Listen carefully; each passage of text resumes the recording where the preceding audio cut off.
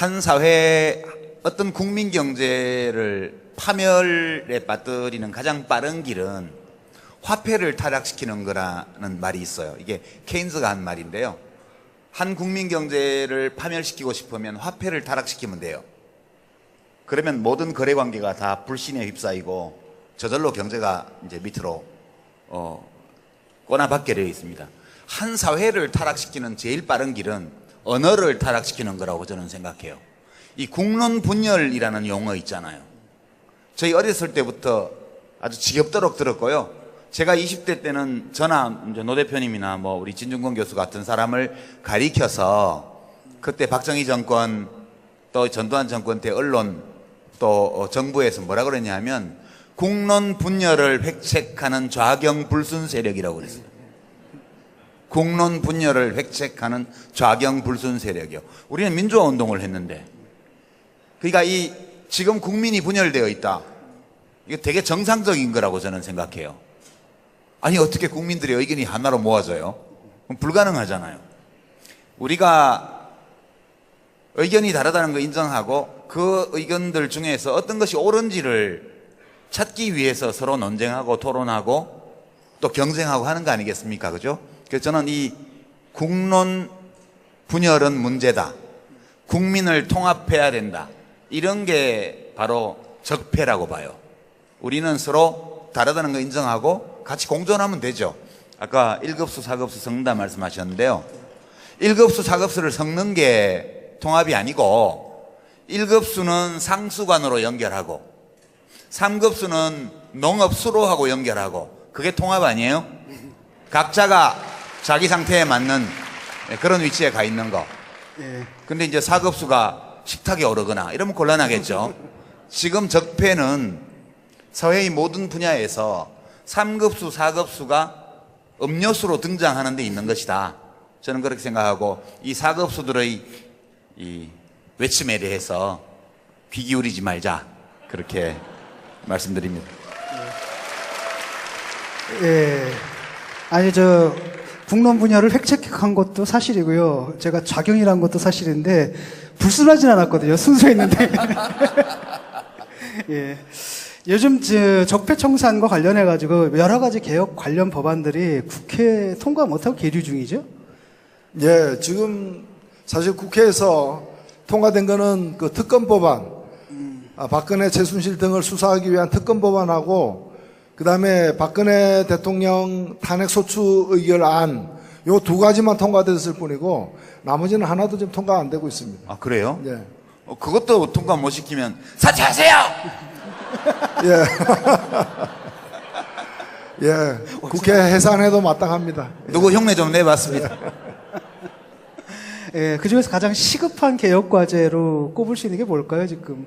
뭐 지금 현안이 되어 있는 건 여러 개가 있습니다. 그러니까 지금 이 사태의 배경이 되었다고도 볼 수 있고 적폐의 핵심적 내용이라도 볼 수 있는 것이 불평등에 관련된 것, 그리고 불공정에 관련된 것, 그리고 불공정을 통해서 불평등을 확산시킨 이 새 범주로다가 둘 수 있는데, 일단 재벌 체제를 갖다가 규제하기 위한 상법 개정안이 있고요. 그 다음에 검찰의 그런 이제 정치 지향적 그런 처신을 갖다가 혁파하기 위한 공수처 설치 법안, 이런 법안들이 있습니다. 근데 둘 다 지금 자유한국당이죠. 자유한국당 그 김진태 열사의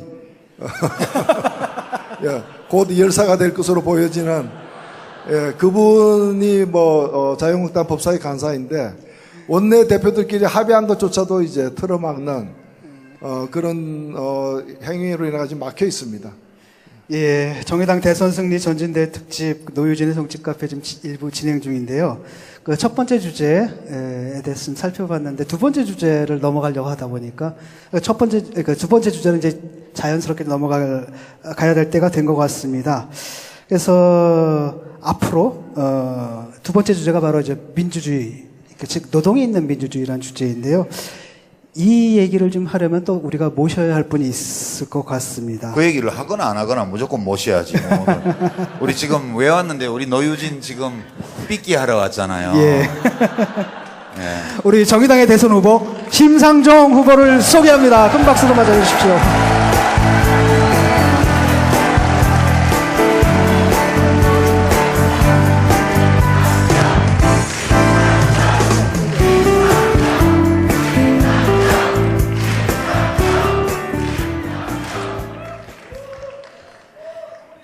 제가 대선 후보가 되고 지지율이 낮으니까 그 정의당의 그 힘센 사람들 다 어디 갔냐? 어? 유시민, 진중권 다 어디 갔냐? 맨날 그 소리를 들었는데 오늘 이 자리에 함께 하니까 여러분 힘나시죠? 네. 감사합니다. 와주셔서. 아니, 우리가 좀 전에 우리가 저 휴게실에서 대화를 나눴는데요. 뭐 여러 가지 대화를 나눴습니다. 그 중에서 참 제가 인상 깊게 봤던 게 뭐냐면 그 홍보하는 인원 뽑을 때 그 공식 계제 아세요? 그 문구가 너무 재밌더라고요. 심상정을 신분리로 착각할 수 있는 자기신뢰를 가진 분, 자기신뢰 능력을 가진 분 이렇게 나오더라고요. 그랬더니 우리 유 작가님께서 그 능력은 심상정 대표가 제일 크게 가지신 거 아닌가? 그렇게 대답을 하시더라고요. 네. 요즘 뭐 난리가 났습니다. 요즘 한간에 좀 강한 비판도 들어오고 있습니다. 뭐 얼마 전에는 뭐였습니까? 수혜였잖아요. 수혜였다 갑자기 김고은으로 노선을 졸업했습니다. 갈아타셔가지고. 제가. 네. 아니 진보 정치인이 일관된 노선을 견제해야지. 아니 저희 뭐 제 탓이 아닙니다. 저희 캠프에서는 절대 김고은을 홍보한 적이 없습니다. 요즘에 김고은 팬클럽에서 항의 올까봐 조마조마합니다. 그만해요. 그러니까 자신의 변신을 대중의 요구에 부응한 것처럼 위장하지 마세요. 아니 좀 닮았다면서요. 아니 지금 수혜나 김고은 이외의 다른 연예인들이 지금 긴장하고 있어요. 자기가 호명될까봐. 그래서 지금 유일한 방책은 뭐냐면 빨리 당선시키는 것밖에 없어요.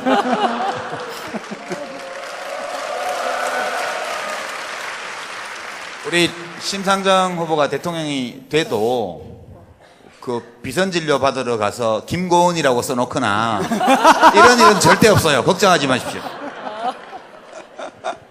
예. 저는 뭐 원판이 탄탄해서 걱정 안 하셔도 됩니다.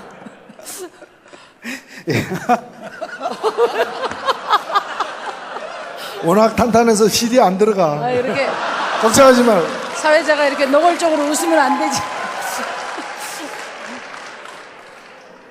예. 조금 마음을 진정하고요. 예. 옛날에 뉴스 진행할 때 파리 한 마리 앉아가지고요. 뭐 이래가지고 뉴스 진행을 못한 적이 있었잖아요. 그 심정을 제가 이해할 수 있을 것 같습니다.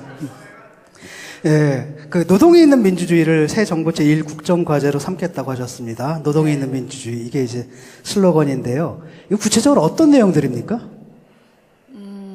그 말씀하기 전에 요즘 시대 정신이 정의죠, 그죠? 정의. 예. 요즘 민주당의 모 후보께서 대세라고 그러는데 진짜 대세 정당은 정의당이 아닌가. 그래서 제가 대세 정당의 후보로서 막중한 책임감을 가지고 열심히 하고 있다는 말씀 드리고요. 이게 이제 유행을 타다 보면 거기다 이렇게 숟가락 얹는 사람들이 있어요. 근데 정의란 말을 우리 순우리말로 바꾸면 무슨 말이죠? 바르다. 바르다. 이 바른정당이 사실은 정의당과 유사당명이에요.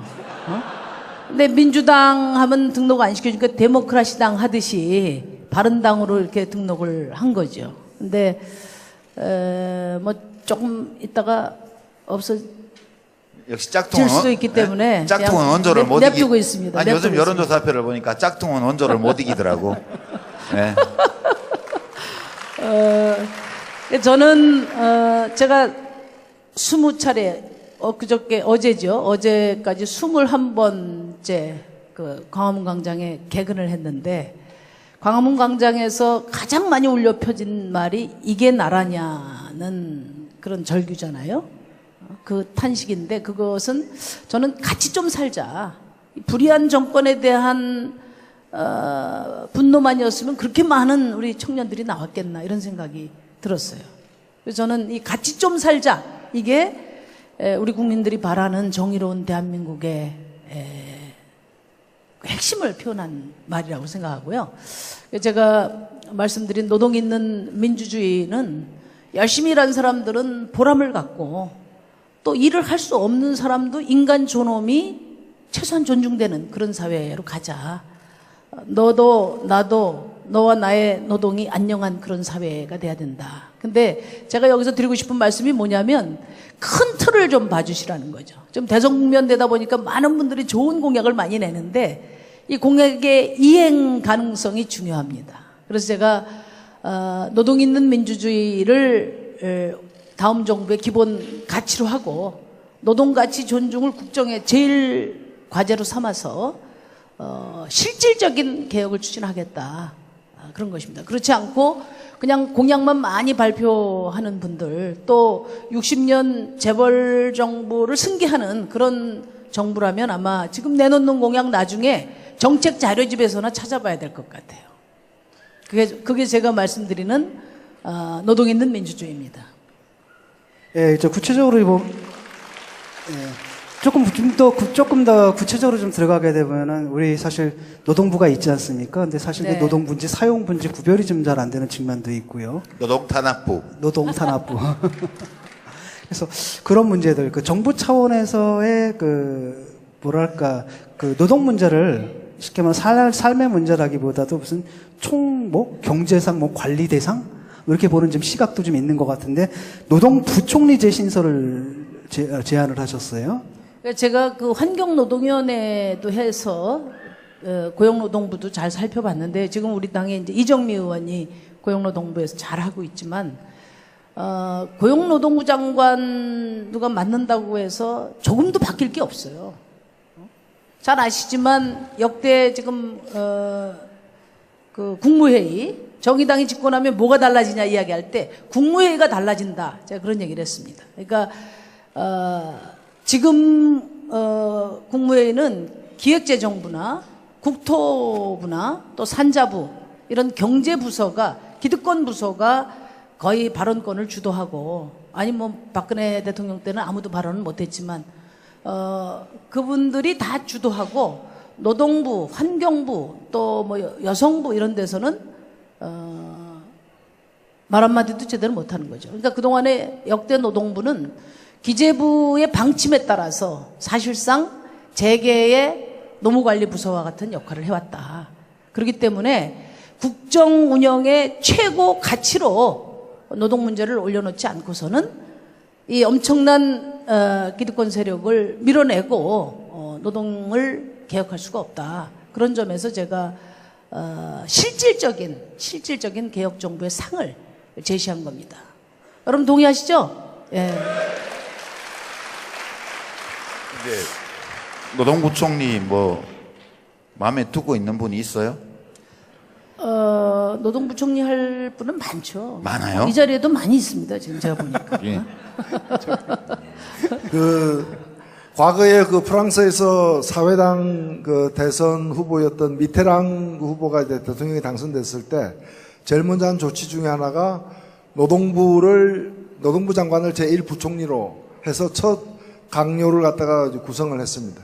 이게 한 명의 어떤 뭐 장관에 누가 앉느냐 또 그 서열이 제1이냐 제2냐도 중요하지만 결국에 노동이 있는 민주주의라는 것은 인간의 얼굴을 한 민주주의라는 것이고 대한민국의 민주주의가 그동안에 4년 후 5년마다 한 번씩 선거를 갖다가 정기적으로 치르고 선거 결과를 받아들이는 것 말고는 내용적 민주주의, 인간의 삶과 관련된 민주주의는 제대로 못 해왔고 그것이 지금 대통령을 직선제로 뽑은 지 30년이 되는 바로 올해의 가장 큰 화두가 불평등과 불공정을 척결하는 그런 적폐청산이라는 점에서 보면은 노동이 있는 민주주의, 인간의 얼굴을 한 민주주의를 만들어내는 것이 가장 아주 시급한 과제이고 노동부 장관을 부총리로 한다는 얘기는 그런 지난 30년간 다른 어떤 새로운 시대의 막을 열겠다는 그런 의지의 표현이 아닌가.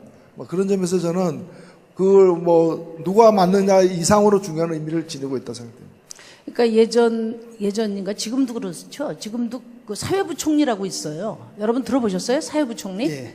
경제부총리만 있는 게 아니라 사회부총리가 있어요.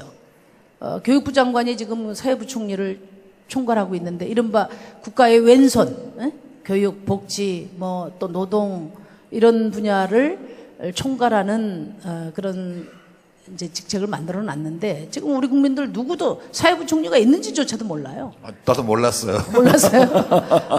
그러니까 국가 운영에 그 경제 권력이 강하게 지금 들어와 있기 때문에 거기서 뭐 누구도 특히 그 경제 권력과 맞서는 그런 부처나 그런 시민들을 위한 그런 그 부처는 다 힘이 없어요. 하다못해 제가 보니까 그 산하 조직이 굉장히 많은데 공기업 산하 조직이 재경부 산하의 기재부 산하의 공기업들의 그 직원들 임금 수준하고 그다음에 환경부나 노동부 산하 조직의 임금 수준이 심할 경우에 한 3배 정도 차이가 납니다.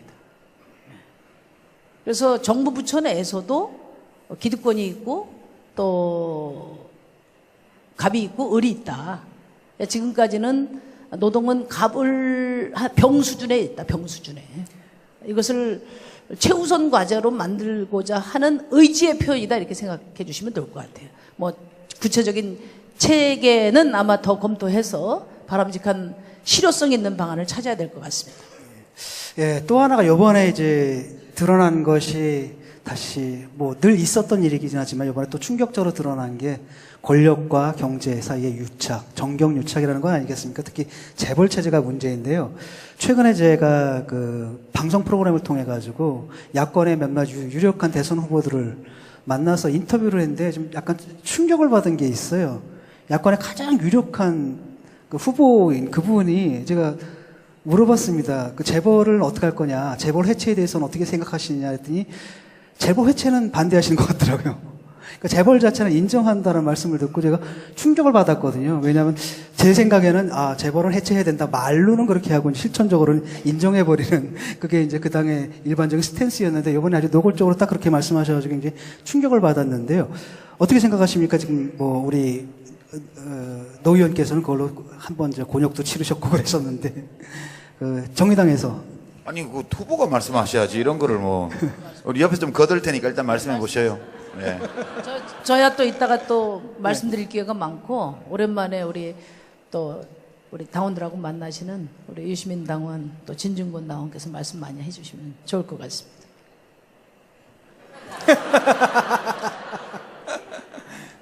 그게 재벌 해체냐, 재벌 체제 해체냐 이게 말장난 같지만 그 내용이 좀 다른 거거든요. 그러니까 재벌을 해체한다 그러면 이거는 기업 분리를 해야 돼요. 기업 분리를. 이제 기업 분리를 하려면 지금 있는 공정거래법이나 이런 거는로는 안 되고 그 20세기 초, 19세기 말 20세기 초에 미국에서 만들어졌던 시어먼법이나 안티트러스트법 이런 그러니까 반독점법, 강력한 반독점법을 만들어서 어떤 기준을 충족할 경우에 정부가 강제력을 동원해서 기업을 분리시킬 수 있어야 돼요. 근데 지금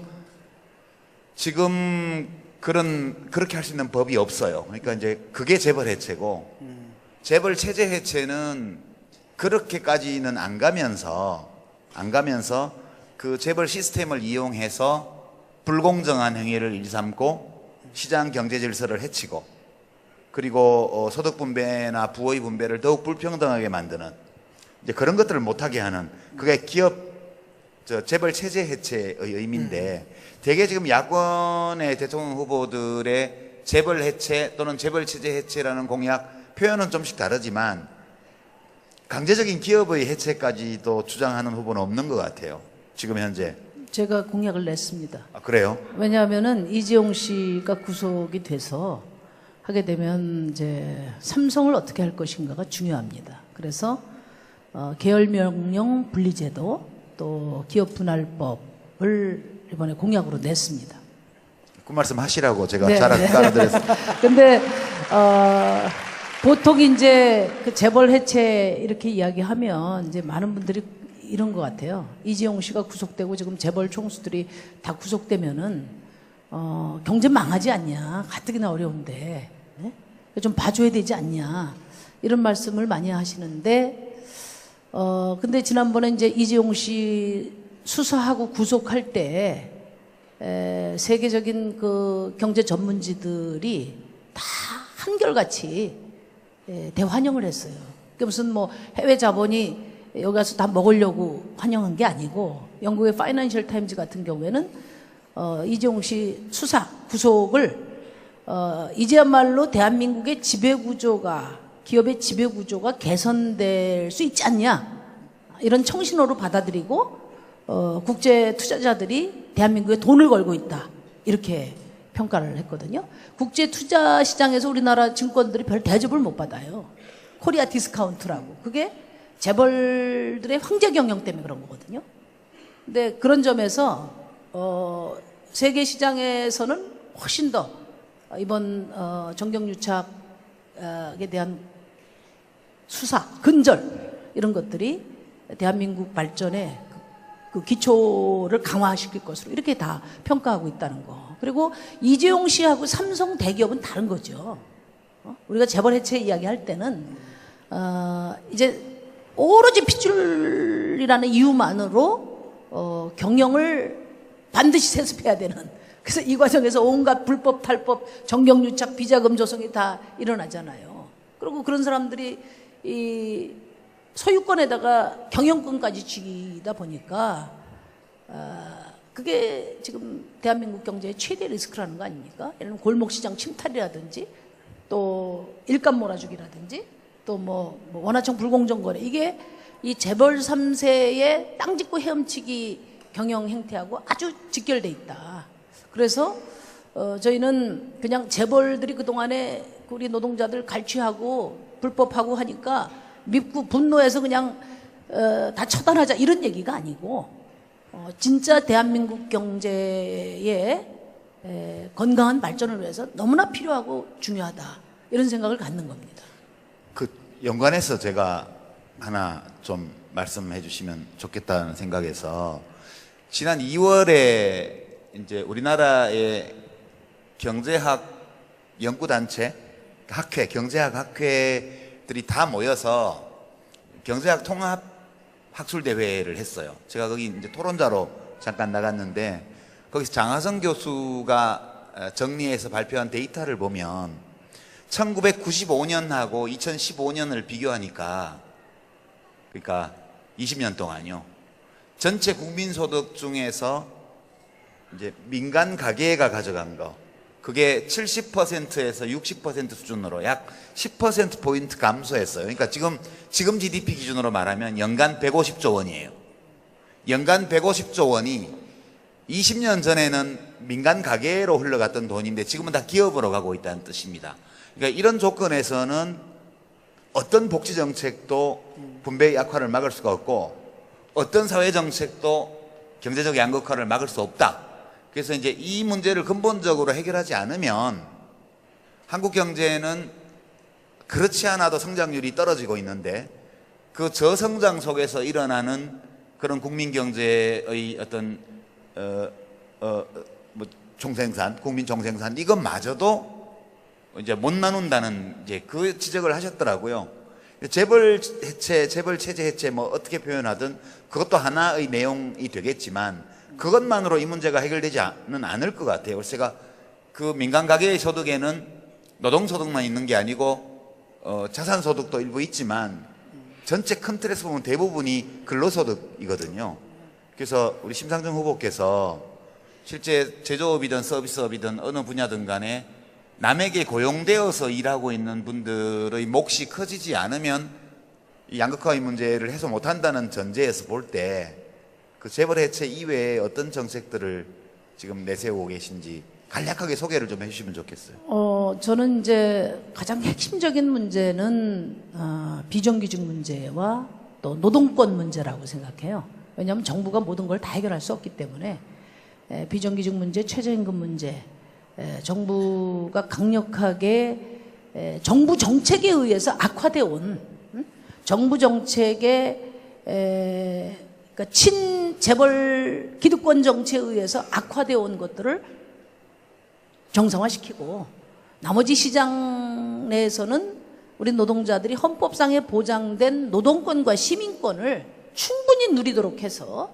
거기서 교섭력을 통해서 분배를 정상화시켜 나가야 된다. 그게 이제 저의 생각인데, 이번에 이제 국민 월급 300만 원 시대를 열겠다. 비정규직 정규직 하겠다. 최저임금 올리겠다 이야기하니까 퍼플리즘이라고 그래요. 퍼플리즘. 그래서 그거 포퓰리즘 해야 돼요. 아니 그죠? 그렇죠. 우리 심상정 맞아요. 대표 후보님은 포퓰리즘을 해야 된다고 저는 생각해요. 네, 맞습니다. 인기 있는 정책 있잖아요. 막 해서 근데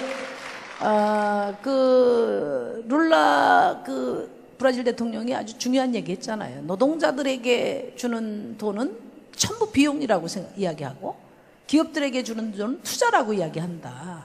근데 저는 어떤 말을 하고 싶으냐면 노동자들을 벼랑 끝으로 내모는 것은 정부의 정책 의지 가지고 일방적으로 그냥 밀어붙여서 다 하면서 그것을 정상화시키는 정책들에 대해서는 늘 현실성을 따지고 예산을 따지고 또 무슨 뭐 퍼블리즘이지 아니냐를 따진다는 거죠. 이거는 기본적으로 잘못됐다. 정부 정책에 의해서 악화된 것은 정부 정책 의지에 따라서 원위치 시킬 수 있어요. 왜 못합니까? 그리고 지금 월 평균 300만 원 시대를 여는 것도 간단해요.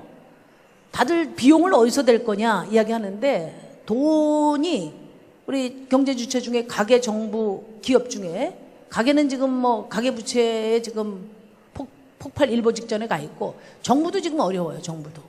그래도 좀 낫습니다. 가계보다는. 제일 돈이 많이 있는 데가 일부 대기업이에요. 그러니까 시장 경제라는 게 뭡니까? 경제 활성화라는 건 돈이 돌고 도는 게 활성화거든요. 그러니까 자본주의 이론에 따라서 생각해 볼 때도 지금 대기업에 있는 돈을 돌고 돌게 만들어야 이게 경제 활성화가 되는 거죠. 그래서 그 비용은 대기업, 원청, 프랜차이즈 본점에서 기본적으로 사회적 책임을 통해서 부담하도록 해야 된다. 그래서 제가 만든 게 살찐고양이법, 초과이익 공유제, 그리고 대리점법에서 대리점주들에게 강력한 교섭권을 부여하는 이런 제도를 통해서 이것이 중소기업이나 또 영세 자영업자들에게 전가되는 것이 아니라 지금까지 그 혜택을 몽졸이 다 누린 대기업하고 원청, 대리점주 본점에서 부담하도록 하겠다. 그 구체적인 실행 계획을 제가 이번에 공약으로 다 냈습니다. 예. 우리 루비가 특히 그 살찐고양이법에 관심이 참 많더라고요. 살이 쪘습니까? 예, 3대 압착 플랜을 제시하셨잖아요. 그 최저임금 연동제라든지 초과이익 공유제라든지 그다음에 아동 청소년하고 노인들 기본소득제라든지 간단하게 좀 설명 좀 해주시죠. 최저임금 연동제는 뭡니까? 그러니까 지금 전 세계의 선진 자본주의 국가 정상들이 지금 가장 이 저성장 시대에 주력하고 있는 게 최저임금 인상이거든요.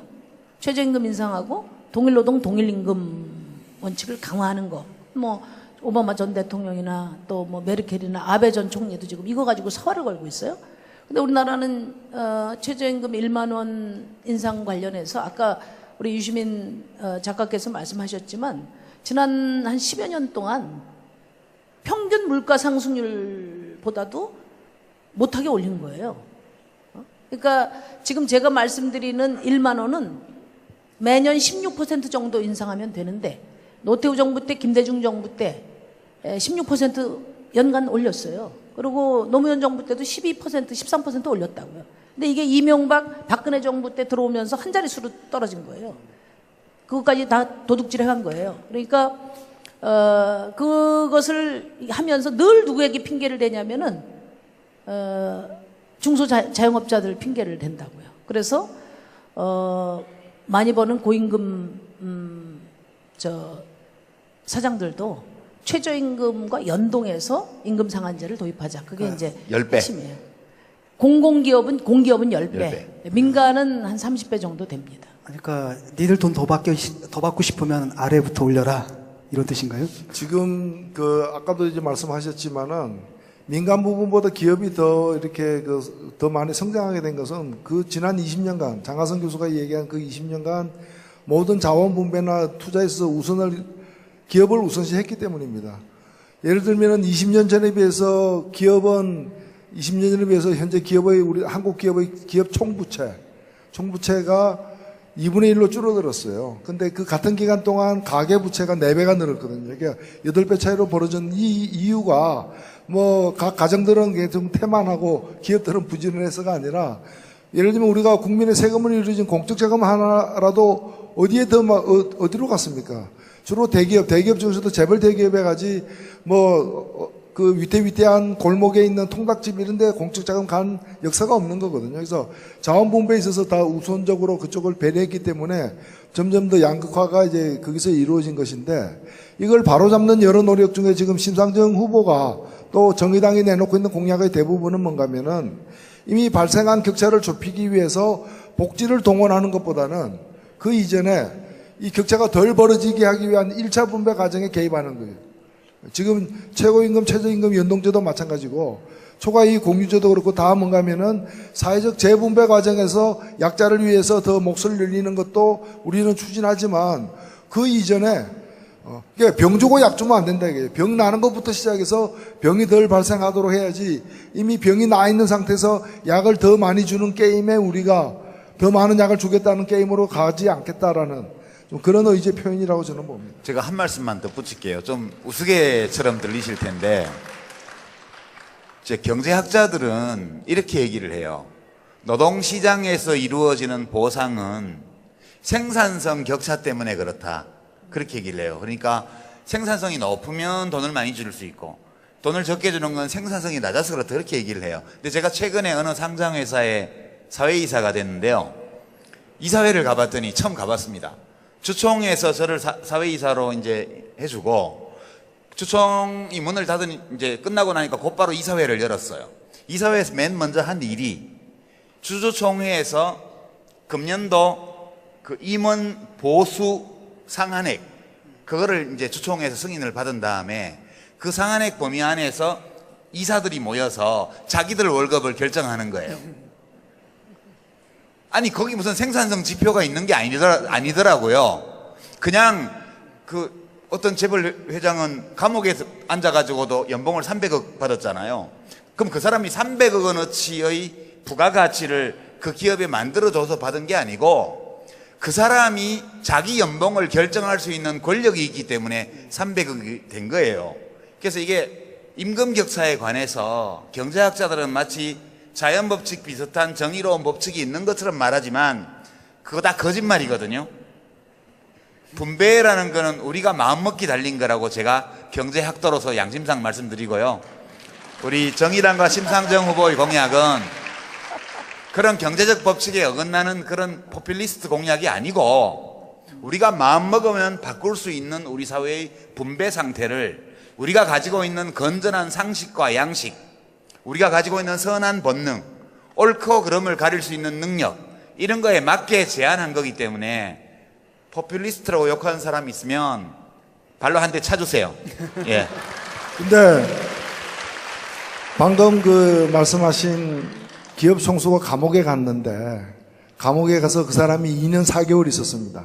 근데 연봉을 갖다가 300억씩 줘가지고 그때 노유진에서도 한번 다루고 저도 욕을 크게 했는데 나중에 제가 후회를 했어요. 아, 이분이 300억 받을 만하다. 왜냐면은 그분이 감옥에 가 있는 동안에 그 SK 그 주가가 올랐죠. 주가가 올라가지고 그분이 계속 감옥에 있으면 계속 올랐을 텐데. 그러니까 삼성전자도 저는 그런 점에서 끄떡이 없다고 생각됩니다. 그럼 이재용 부회장도 연봉을 올려줘야 되겠네. 아니요, 최근에 제가 처음 인터뷰해본 데가 최근에 2군데가 있었는데 월스트리트 저널하고 알자지라 방송에서 왔어요. 근데 둘 다 왜 왔느냐면은 이재용이 들어가면서 삼성전자의 가치가 올라가고 있다고 자기들은 보고 있다. 앞으로 한국 경제가 어떻게 달라지겠냐 이걸 주로 묻는 건데. 그러면 총수 연봉은 감옥 가라고 주는 거예요? 예, 뭐 역설적으로 표현하자면 그렇다는 거죠. 그렇다고 해서 뭐 300억 주는 게 좋다는 얘기는 결코 아니니까요. 예. 이제까지 우리 심상정 후보의 주요한 공약에 대해서 살펴봤고요. 요즘 여론조사 결과 좀 보시죠. 아주 조금씩 오르고 있습니다. 심지어 7%, 8%까지 올라간 조사까지도 봤는데요. 아직은 부족한 것 같습니다. 그래서, 생각보다, 그래도 두 자릿수는 좀 나와야 되지 않습니까? 지금쯤? 우리 기대만큼 좀 오르진 않고 있는데, 이걸 좀 극복하기 위한 방안 같은 게 있으신지 궁금하네요. 우선 다운 여러분, 제가 요즘 그 댓글을 보니까 심상정이 김진태하고 똑같아. 이게 너무 쪽팔리지 않아요? 그죠? 저뿐만 아니라 여러분들도 같이 분발해 주세요. 일단 김진태는 넘어서고 봐야 될 거 아니에요. 그죠? 네.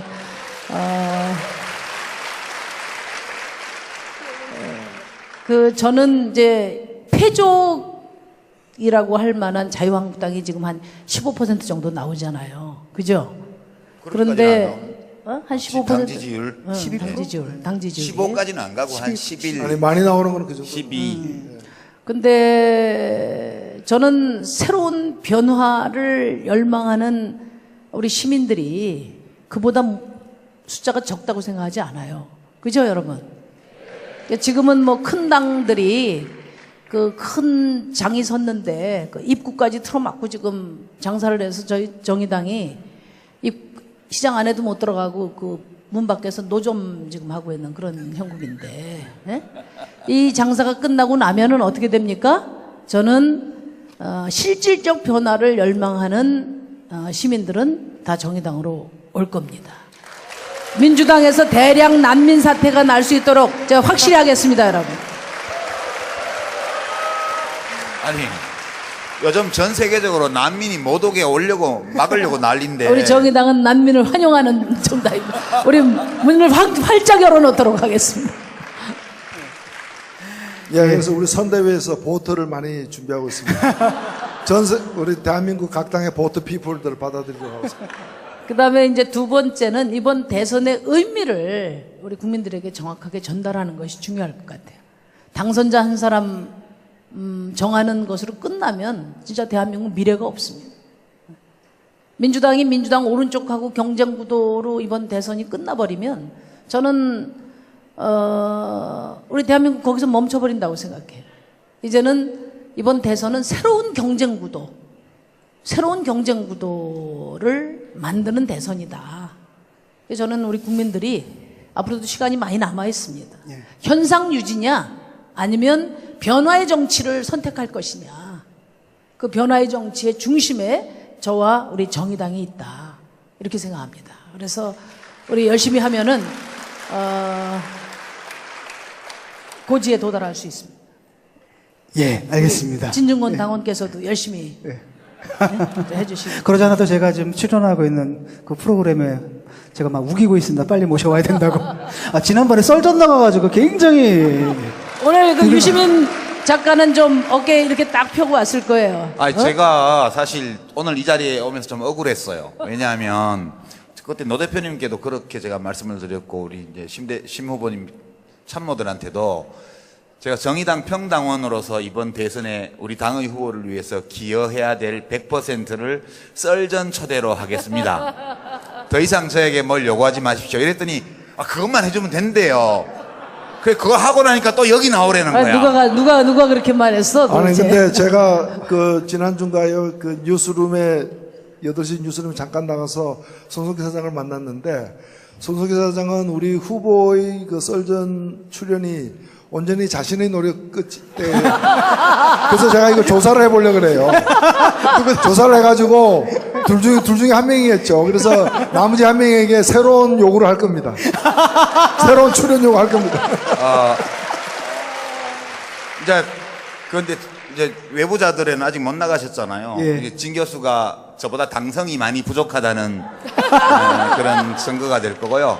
제가 우리 심 후보를 썰전에 모시기 위해서 무려 3주간 낮은 포복 자세로 JTBC를 출입하면서 관계된 모든 관계자들에게 제가 했거든요. 근데 여러분 한 번 갖고 됩니까 여러분? 그죠? 아니 지금 썰전에 우리 정의당이 얼마나 기여도가 높은데 아니 썰전뿐만 아니라 JTBC에 그죠? 우리 유시민 작가 값어치가 한 번밖에 안 됩니까 여러분? JTBC는 정의당이 먹이 살렸죠 뭐. 이 대외비입니다. 얘기하면 안 돼요. 이거. 우리 저기 상임선대위원장님 JTBC에 톡톡이 제대로 제가 알고 값을 있기로 쳐받으세요. JTBC에 프로가 많아요. 수요 미식회도 있고 비정상회담도 있고 그래서 냉장고를 부탁해. 냉부도 있고 근데 저는 이제 심 대표님 말씀 들으면서 이번 대선에서 예전에 했던 얘기들을 좀 거꾸로 보게 되는데요. 그러니까 이게 클린턴이 한 말인가? 오바마가 한 말인가? 그런데 역사의 밀물이 들면 진보의 모든 배가 함께 떠오른다. 그런 말이 있어요. 역사의 밀물이 들면 모든 진보의 배가 함께 떠오른다. 저는 지금 이번 대선이 그런 국면이라고 봐요. 국면이라고 보고 우리 심상정 후보께서 최소 목표와 최대 목표를 설정하고 임하셨으면 싶어요. 최소 목표는 정권 교체예요. 그거는 홍준표를 이기면 돼요. 그죠? 아니 홍준표를 이기면 홍준표 씨가 지금 유력하대요. 그러니까 홍준표를 이기면 정권 교체하는 거예요. 본인이 몇 등 하든 상관없이. 그렇죠? 그게 최소 목표라고 저는 보고요. 두 번째는 1등을 하는 게 최대 목표예요. 그 1등을 하면 이게 강력한 정권 교체죠, 이게.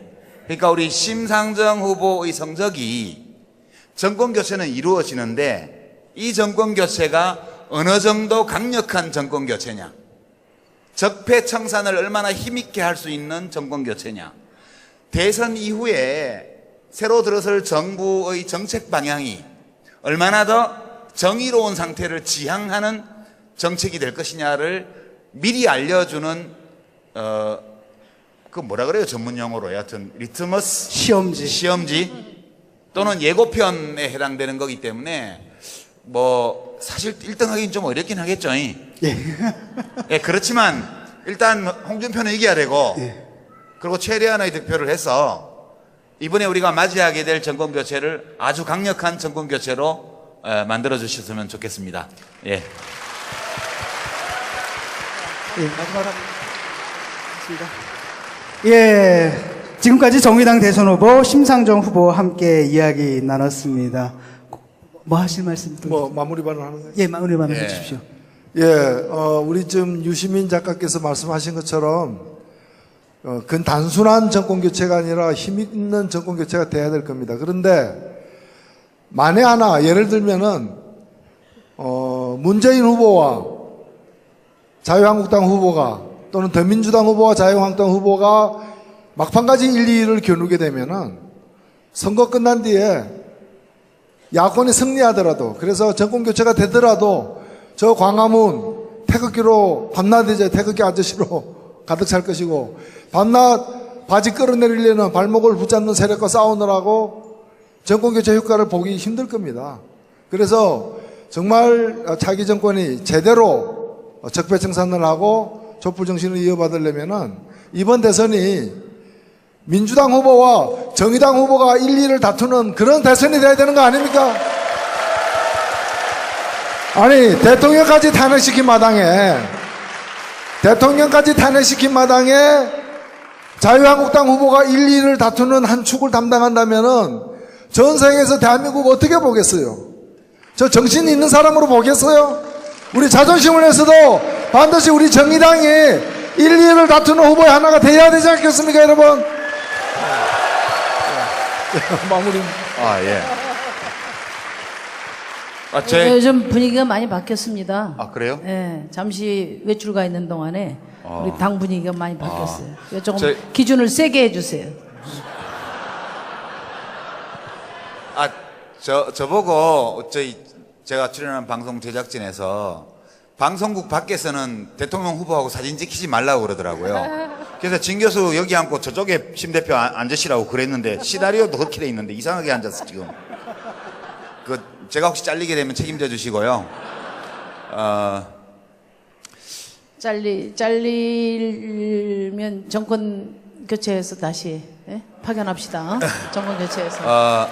걱정을 하지 마세요. 두려워하지 마세요. 쫄지 마세요.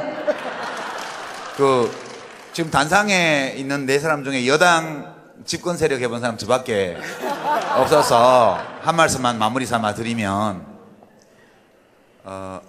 지금 1등하고 있는 후보의 캠프에는 되게 많은 사람들이 몰려들고 있죠. 언론에서 매일 보십니다. 집권하고 나면 대체로 어떤 일이 일어날 거리라는 것을 대체로 예측할 수 있어요. 그게 대통령 당선자의 여러 가지 정책에 대한 입장, 그 참모들의 태도, 그다음 주변의 분위기 이런 것들이 영향을 주거든요. 그래서 제가 걱정하는 거는 해보기도 전에 또 물렁물렁해지는 거 아닌가. 그 걱정이 제일 커요. 나중에 욕을 먹는 한이 있더라도 이 MB가 뭐 사대강 파헤치는 것처럼 우리도 뭐 좀 정의를 위해서 뭐 좀 파헤쳐 보자고요. 나중에 어떻게 될 값이라도. 예. 한번 적폐청산과 사회개혁을 두려움 없이 한번 해보는 거. 이게 제가 바라는 거예요.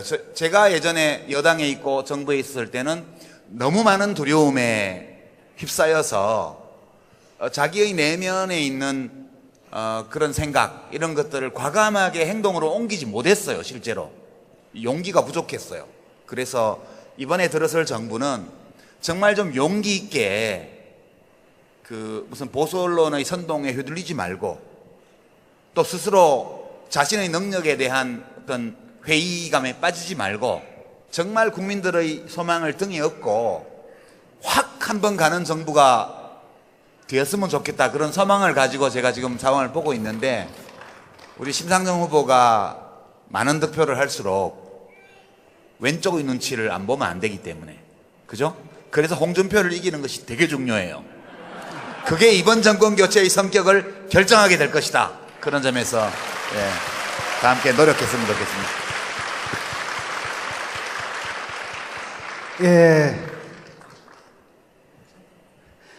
지금 단상에 계신 분들 중에서 집권 경험이 있는 유일한 분이신데요. 그때 이제 그 정권의 문제점이 뭐였냐면 이제 깜빡이를 왼쪽 켜고 우회전했던 거. 그거 아니라니까. 그래서 그런 일이 없도록 이 얘기 시작하면 오늘 여기 또 몇 시간 해야 돼요. 그러니까 여기서 그런 일이 없으려면 역시 이번 대선에서 우리 정의당이 얼마나 약진하느냐, 이게 정권 교체 성격을 결정할 것이다, 이렇게 말씀드리도록 하겠습니다. 87년 이후로 처음 치러지는 5월 대선이죠. 세월호 인양처럼 진실이 수면 위로 떠오르고 정의가 승리하는 5월이 됐으면 하고요. 또 장미 대선이라고 하더라고요. 이 별명처럼 이번 대선이 정말 대한민국 민주주의가 장미꽃처럼 아름답게 피어나는 계기가 되었으면 합니다. 그리고 거기서 우리 정의당의 역할이 매우 중요하다는 말씀 드리고요. 오늘 나와주신 심상정 후보께 박수 부탁드립니다. 수고하셨습니다. 그 말씀하기 전에 요즘 시대 정신이 정의죠, 그죠? 정의. 요즘 민주당의 모 후보께서 대세라고 그러는데 진짜 대세 정당은 정의당이 아닌가. 그래서 제가 대세 정당의 후보로서 막중한 책임감을 가지고 열심히 하고 있다는 말씀 드리고요. 이게 이제 유행을 타다 보면 거기다 이렇게 숟가락 얹는 사람들이 있어요. 근데 정의란 말을 우리 순우리말로 바꾸면 무슨 말이죠? 바르다. 바르다. 이 바른 정당이 사실은 정의당과 유사당명이에요. 근데 민주당 하면 등록 안 시켜주니까 데모크라시당 하듯이 바른당으로 이렇게 등록을 한 거죠. 근데 뭐 조금 있다가 역시 짝퉁은 수도 있기 때문에 짝퉁은 원조를 못 냅두고 있습니다. 아니, 요즘 냅두고 여론조사표를 보니까 짝퉁은 원조를 못 이기더라고. 네. 저는 제가 20차례 그저께 어제죠. 어제까지 21번째 그 광화문 광장에 개근을 했는데, 광화문 광장에서 가장 많이 울려 펴진 말이 이게 나라냐는 그런 절규잖아요. 그 탄식인데, 그것은 저는 같이 좀 살자. 불의한 정권에 대한 분노만이었으면 그렇게 많은 우리 청년들이 나왔겠나, 이런 생각이 들었어요. 그래서 저는 이 같이 좀 살자, 이게 우리 국민들이 바라는 정의로운 대한민국의 핵심을 표현한 말이라고 생각하고요. 제가 말씀드린 노동 있는 민주주의는 열심히 일한 사람들은 보람을 갖고, 또 일을 할 수 없는 사람도 인간 존엄이 최소한 존중되는 그런 사회로 가자. 너도 나도 너와 나의 노동이 안녕한 그런 사회가 돼야 된다. 근데 제가 여기서 드리고 싶은 말씀이 뭐냐면, 큰 틀을 좀 봐주시라는 거죠. 좀 대선국면 되다 보니까 많은 분들이 좋은 공약을 많이 내는데 이 공약의 이행 가능성이 중요합니다. 그래서 제가 노동 있는 민주주의를 다음 정부의 기본 가치로 하고 노동 가치 존중을 국정의 제일 과제로 삼아서 실질적인 개혁을 추진하겠다. 그런 것입니다. 그렇지 않고 그냥 공약만 많이 발표하는 분들, 또 60년 재벌 정부를 승계하는 그런 정부라면 아마 지금 내놓는 공약 나중에 정책 자료집에서나 찾아봐야 될 것 같아요. 그게 제가 말씀드리는 노동 있는 민주주의입니다. 예, 저 구체적으로 조금 더 구체적으로 좀 들어가게 되면은 우리 사실 노동부가 있지 않습니까? 근데 사실 네. 그 노동부인지 사용부인지 구별이 좀 잘 안 되는 측면도 있고요. 노동탄압부. 노동탄압부. 그래서 그런 문제들, 그 정부 차원에서의 그 뭐랄까 그 노동 문제를 쉽게 말하면 삶의 문제라기보다도 무슨 경제상 관리 대상 이렇게 보는 좀 시각도 좀 있는 것 같은데 노동부총리 재신설을 제안을 하셨어요. 제가 그 환경노동위원회도 해서 고용노동부도 잘 살펴봤는데 지금 우리 당에 이제 이정미 의원이 고용노동부에서 잘 하고 있지만 고용노동부 장관 누가 맡는다고 해서 조금도 바뀔 게 없어요. 잘 아시지만 역대 지금 그 국무회의 정의당이 집권하면 뭐가 달라지냐 이야기할 때 국무회의가 달라진다. 제가 그런 얘기를 했습니다. 그러니까 지금 국무회의는 기획재정부나 국토부나 또 산자부 이런 경제부서가 기득권 부서가 거의 발언권을 주도하고 한 사회 어떤 국민 경제를 파멸에 빠뜨리는 가장 빠른 길은 화폐를 타락시키는 거라는 말이 있어요. 이게 케인스가 한 말인데요. 한 국민 경제를 파멸시키고 싶으면 화폐를 타락시키면 돼요. 그러면 모든 거래 관계가 다 불신에 휩싸이고 저절로 경제가 이제 밑으로 꼬나박게 되어 있습니다. 한 사회를 타락시키는 제일 빠른 길은 언어를 타락시키는 거라고 저는 생각해요. 이 국론 분열이라는 용어 있잖아요. 저희 어렸을 때부터 아주 지겹도록 들었고요. 제가 20대 때는 저나 이제 노 대표님이나 뭐 우리 진중권 교수 같은 사람을 가리켜서 그때 박정희 정권 또 전두환 정권 때 언론 또 정부에서 뭐라 그랬냐면 국론 분열을 획책하는 좌경불순 세력이라고 그랬어요. 국론 분열을 획책하는 좌경불순 세력이요. 우리는 민주화 운동을 했는데, 그러니까 이 지금 국민이 분열되어 있다. 이게 되게 정상적인 거라고 저는 생각해요. 아니 어떻게 국민들의 의견이 하나로 모아져요? 그럼 불가능하잖아요. 우리가 의견이 다르다는 거 인정하고 그 의견들 중에서 어떤 것이 옳은지를 찾기 위해서 서로 논쟁하고 토론하고 또 경쟁하고 하는 거 아니겠습니까? 그죠? 그래서 저는 이 국론 분열은 문제다. 국민을 통합해야 된다.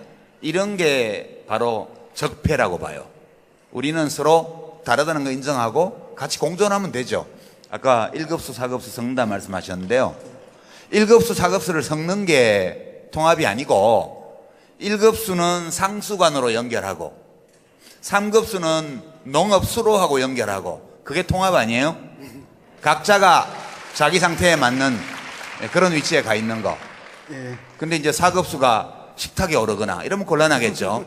지금 적폐는 사회의 모든 분야에서 3급수, 4급수가 음료수로 등장하는 데 있는 것이다. 저는 그렇게 생각하고 이 4급수들의 이 외침에 대해서 귀 기울이지 말자. 그렇게 말씀드립니다. 예. 아니, 국론 분야를 획책한 것도 사실이고요. 제가 좌경이란 것도 사실인데, 불순하진 않았거든요. 순수했는데. 예. 요즘 적폐청산과 관련해가지고 여러 가지 개혁 관련 법안들이 국회 통과 못하고 계류 중이죠? 예, 지금 사실 국회에서 통과된 거는 그 특검 법안, 박근혜 최순실 등을 수사하기 위한 특검 법안하고 그 다음에 박근혜 대통령 탄핵소추 의결안 요 두 가지만 통과됐을 뿐이고 나머지는 하나도 지금 통과 안 되고 있습니다. 아, 그래요? 예. 그것도 통과 못 시키면 사퇴하세요! 예. 예. 국회 해산해도 마땅합니다. 누구 흉내 좀 내봤습니다. 예, 그 중에서 가장 시급한 개혁 과제로 꼽을 수 있는 게 뭘까요, 지금? 뭐 지금 현안이 되어 있는 건 여러 개가 있습니다. 그러니까 지금 이 사태의 배경이 되었다고도 볼 수 있고 적폐의 핵심적 내용이라도 볼 수 있는 것이 불평등에 관련된 것, 그리고 불공정에 관련된 것, 그리고 불공정을 통해서 불평등을 확산시킨 이 세 범주로다가 둘 수 있는데, 일단 재벌 체제를 갖다가 규제하기 위한 상법 개정안이 있고요. 그 다음에 검찰의 그런 이제 정치 지향적 그런 처신을 갖다가 혁파하기 위한 공수처 설치 법안, 이런 법안들이 있습니다. 근데 둘 다 지금 자유한국당이죠. 자유한국당 그 김진태 열사의 예, 곧 열사가 될 것으로 보여지는, 예, 그분이 자유한국당 법사위 간사인. 그것이 다시 뭐 늘 있었던 일이긴 하지만 이번에 또 충격적으로 드러난 게 권력과 경제 사이의 유착, 정경 유착이라는 건 아니겠습니까? 특히 재벌 체제가 문제인데요. 최근에 제가 그 방송 프로그램을 통해 가지고 야권의 몇몇 유력한 대선 후보들을 만나서 인터뷰를 했는데 좀 약간 충격을 받은 게 있어요. 야권의 가장 유력한 그 후보인 그분이 제가 물어봤습니다. 그 재벌을 어떻게 할 거냐, 재벌 해체에 대해서는 어떻게 생각하시느냐 했더니 재벌 해체는 반대하시는 것 같더라고요. 그러니까 재벌 자체는 인정한다는 말씀을 듣고 제가 충격을 받았거든요. 왜냐하면 제 생각에는 재벌은 해체해야 된다. 말로는 그렇게 하고 실천적으로는 인정해버리는 그게 이제 그 당의 일반적인 스탠스였는데 이번에 아주 노골적으로 딱 그렇게 말씀하셔가지고 이제 충격을 받았는데요. 어떻게 생각하십니까? 지금 뭐 우리 노 의원께서는 그걸로 한번 이제 곤욕도 치르셨고 그랬었는데 정의당에서 아니 그 후보가 말씀하셔야지 이런 거를 뭐 우리 옆에서 좀 거들 테니까 일단 말씀해 보셔요. 예. 저야 또 이따가 또 말씀드릴 기회가 많고 오랜만에 우리 당원들하고 만나시는 우리 유시민 당원 또 진중권 당원께서 말씀 많이 해주시면 좋을 것 같습니다.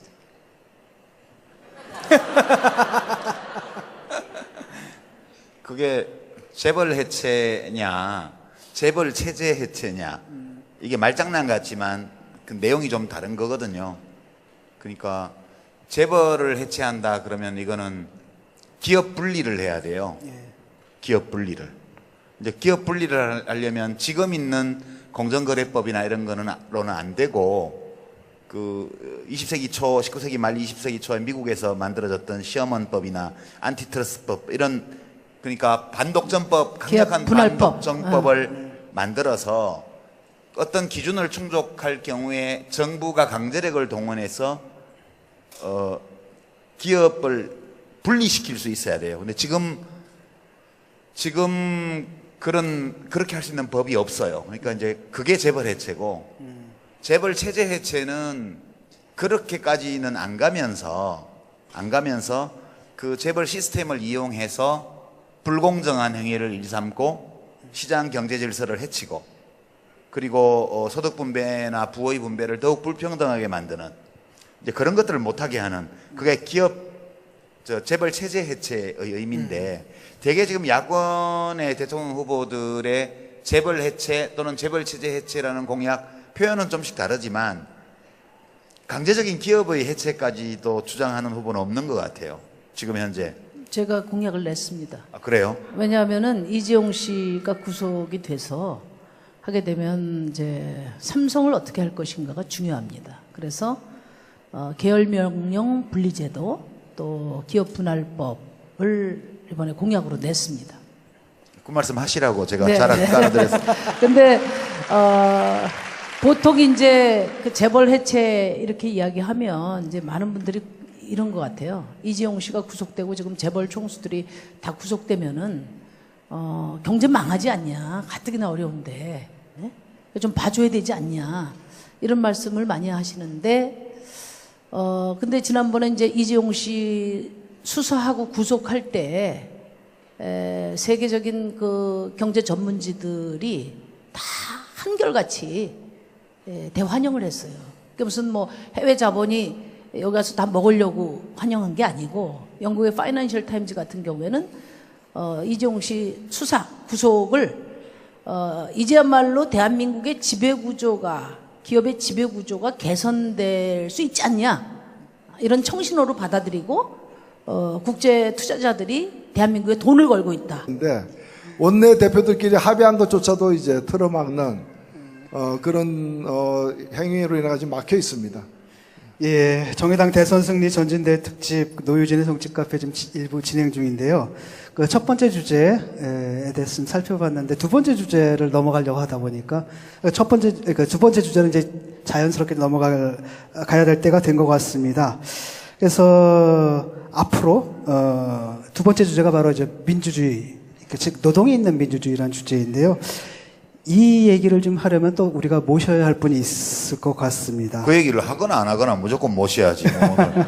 우리 지금 왜 왔는데 우리 노유진 지금 삐끼 하러 왔잖아요. 예. 네. 우리 정의당의 대선 후보 심상정 후보를 소개합니다. 큰 박수로 맞아주십시오.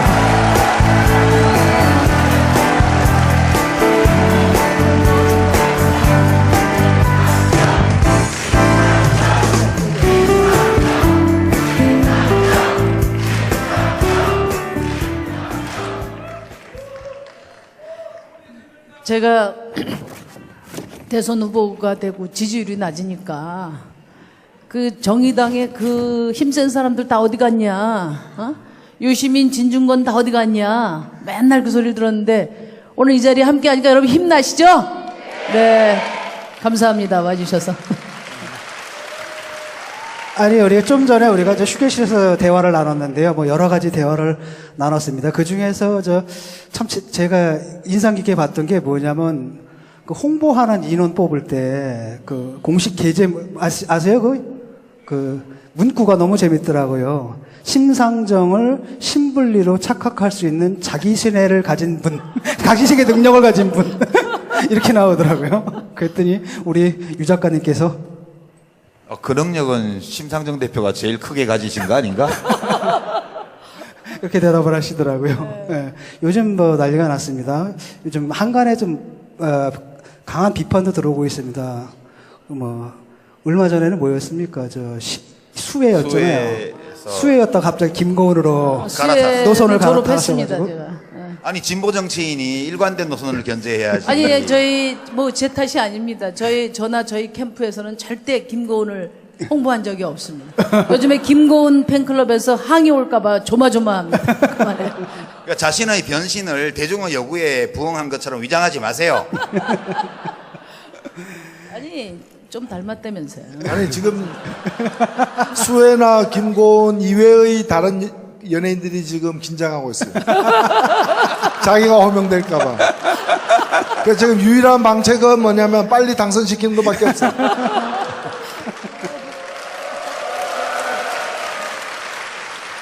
우리 심상정 후보가 대통령이 돼도 그 비선진료 받으러 가서 김고은이라고 써놓거나 이런 일은 절대 없어요. 걱정하지 마십시오. 예. 저는 뭐 원판이 탄탄해서 걱정 안 하셔도 됩니다.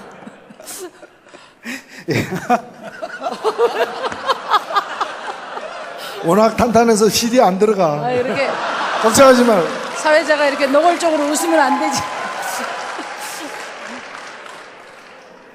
예. 조금 마음을 진정하고요. 예. 옛날에 뉴스 진행할 때 팔이 한 마리 앉아가지고요. 뭐 이래가지고 뉴스 진행을 못한 적이 있었잖아요. 그 심정을 제가 이해할 수 있을 것 같습니다.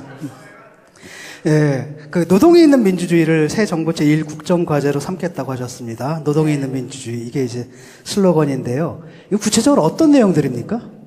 하고 아니 뭐 박근혜 대통령 때는 아무도 발언을 못했지만 그분들이 다 주도하고 노동부, 환경부 또 뭐 여성부 이런 데서는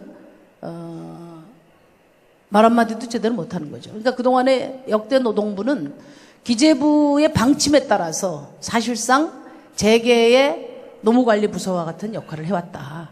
그렇기 때문에 국정 운영의 최고 가치로 노동 문제를 올려놓지 않고서는 이 엄청난 기득권 세력을 밀어내고 노동을 개혁할 수가 없다. 그런 점에서 제가 실질적인 개혁 정부의 상을 제시한 겁니다. 여러분 동의하시죠? 예. 근데 노동부총리 뭐 마음에 두고 있는 분이 있어요? 노동부총리 할 분은 많죠. 많아요? 이 자리에도 많이 있습니다. 지금 제가 보니까. 예. 그 과거에 그 프랑스에서 사회당 그 대선 후보였던 미테랑 후보가 이제 대통령이 당선됐을 때 제일 먼저 한 조치 중에 하나가 노동부 장관을 제1부총리로 해서 첫 강요를 갖다가 구성을 했습니다. 이게 한 명의 어떤 뭐 장관에 누가 앉느냐 또 그 서열이 제1이냐 제2냐도 중요하지만 결국에 노동이 있는 민주주의라는 것은 인간의 얼굴을 한 민주주의라는 것이고 대한민국의 민주주의가 그동안에 4년 후 5년마다 한 번씩 선거를 갖다가 정기적으로 치르고 선거 결과를 받아들이는 것 말고는 내용적 민주주의, 인간의 삶과 관련된 민주주의는 제대로 못 해왔고 그것이 지금 대통령을 직선제로 뽑은 지 30년이 되는 바로 올해의 가장 큰 화두가 불평등과 불공정을 척결하는 그런 적폐청산이라는 점에서 보면은 노동이 있는 민주주의, 인간의 얼굴을 한 민주주의를 만들어내는 것이 가장 아주 시급한 과제이고 노동부 장관을 부총리로 한다는 얘기는 그런 지난 30년간 다른 어떤 새로운 시대의 막을 열겠다는 그런 의지의 표현이 아닌가. 뭐 그런 점에서 저는 그걸 뭐 누가 맞느냐 이상으로 중요한 의미를 지니고 있다 생각합니다. 그러니까 예전인가 지금도 그렇죠. 지금도 그 사회부총리라고 있어요. 여러분 들어보셨어요? 사회부총리? 예. 경제부총리만 있는 게 아니라 사회부총리가 있어요. 교육부 장관이 지금 사회부총리를 총괄하고 있는데 이른바 국가의 왼손, 에? 교육, 복지, 뭐 또 노동 이런 분야를 총괄하는 그런 이제 직책을 만들어 놨는데 지금 우리 국민들 누구도 사회부총리가 있는지조차도 몰라요. 나도 몰랐어요. 몰랐어요? 그러니까 국가 운영에 그 경제 권력이 강하게 지금 들어와 있기 때문에 거기서 뭐 누구도 특히 그 경제 권력과 맞서는 그런 부처나 그런 시민들을 위한 그런 그 부처는 다 힘이 없어요. 하다못해 제가 보니까 그 산하 조직이 굉장히 많은데 공기업 산하 조직이 재경부 산하의 기재부 산하의 공기업들의 그 직원들 임금 수준하고 그다음에 환경부나 노동부 산하 조직의 임금 수준이 심할 경우에 한 3배 정도 차이가 납니다. 그래서 정부 부처 내에서도 기득권이 있고 또 갑이 있고 을이 있다. 지금까지는 노동은 갑을 병 수준에 있다. 병 수준에. 이것을 최우선 과제로 만들고자 하는 의지의 표현이다 이렇게 생각해 주시면 될 것 같아요. 뭐 구체적인 체계는 아마 더 검토해서 바람직한 실효성 있는 방안을 찾아야 될 것 같습니다. 예, 또 하나가 이번에 이제 드러난